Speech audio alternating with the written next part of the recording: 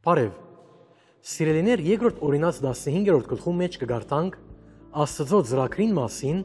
աղքատությունը ոչնչացնելու։ Այդ մեկը հաջող էր հակառակ այսօրվա աղքատության թեմ շատ մծրակիրներուն։ Առաջին համարի մեջ կտեսնենք, որ ամեն 7 տարին շաբաթի տարի է, բարդքերը, որոնք կքանցվեին իսրայելցի ծառայագիցներեն, պետք էր շնորհվեր։ Սակայն օդարասկիներու դրված բարդքերը պիտի բանջվեին։ Ավելին, ժողովուրդը պետք էր արադացերն ըլլար անոնց, որոնք աղքատ էին իրենց մեջ եւ ծրիապար փոխտային ինչ որ իրենց պետք էր։ Այս էր Աստծո գերբը յուրաքանչյուր մարդու հնարավորություն տալու եւ հարստությունը հավասարցնելու։ Նույնիսկ այսօր պետք է այս մեկը իրագործվի։ Հիմա, եթե մարդը հնազանդ էր Աստծո, ոչ մեկ աղքատ պիտի մնար, ինչպես 4-րդ համարը ցույց կտա։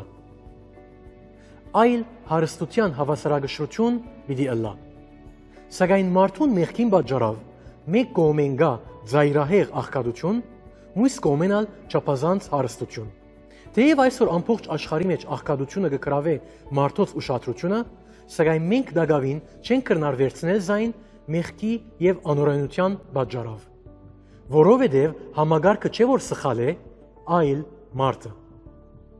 Եվ մինչև մարդը չփոխվի, ոչ մեկ համագարկ օգուտ պիտի ունենա։ Ինչպեսի համագարկ ալ քարոզես, օգուտ չունի, ըլլա այդ տրամադիրություն կամ ընկերվարություն, հիմնական խնդիրը մարդուն սիրտն է։ 6-րդ համարի մեջ Աստված խոստացած է օրհնել Իսրայելը, այնպես որ անոնք բարդքի պիտի տան շատ ասկերու եւ երբեք փող պիտի չառնեն։ Հիմա այս մեկը ուշակրավ հայտարարությունն է Իսրայել ազգին վերաբերյալ։ Եվ ճիշտ է, անոնք դարձան աշխարհի տրամադերերը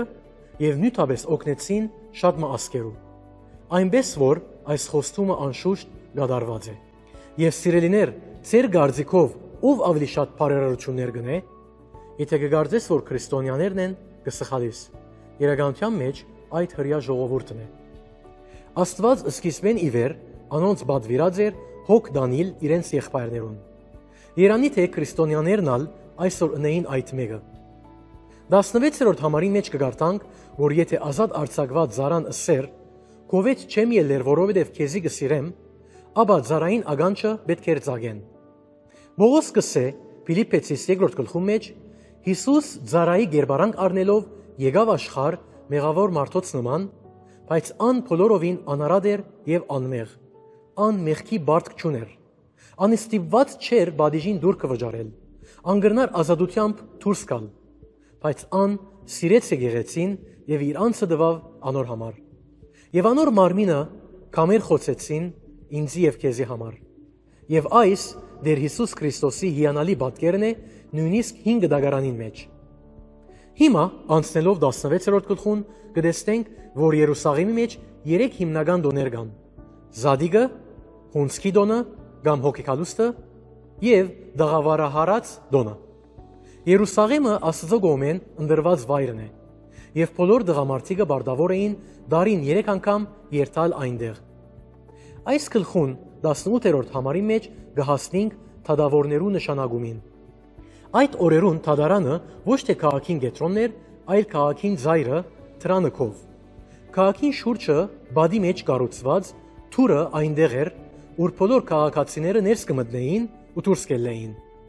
21-րդ համարի մեջ Աստված գսե իր ժողովրդին, որ ծառեր չդնգեն զոհասեղանի մոտ։ Ինչու կգարձեք։ Սիրելիներ, անդարներու ծառերը կապված էին գրաբաշխության հետ։ Ճիշտ այդ անդարներու մեջ էին հեթանոս աստվածներուն զոհասեղանները, արձանները եւ գուրքերը։ Այսպիսով Աստված կսկուշացներ իր ժողովրդին այդ մեկը ընելեն։ Սիրելիս, արդյոք դժվար է քեզի համար կորզատրել Աստծո զսկուշացումներն ու հրահանգները։ Իսկ այն ինչ որ գվերապերի աղքատության ոչնչացման Աստծո ծրագրի մասին, ինչ են գարկ մգերբերը, որոնցով գրնաս օգնել աղքատներուն։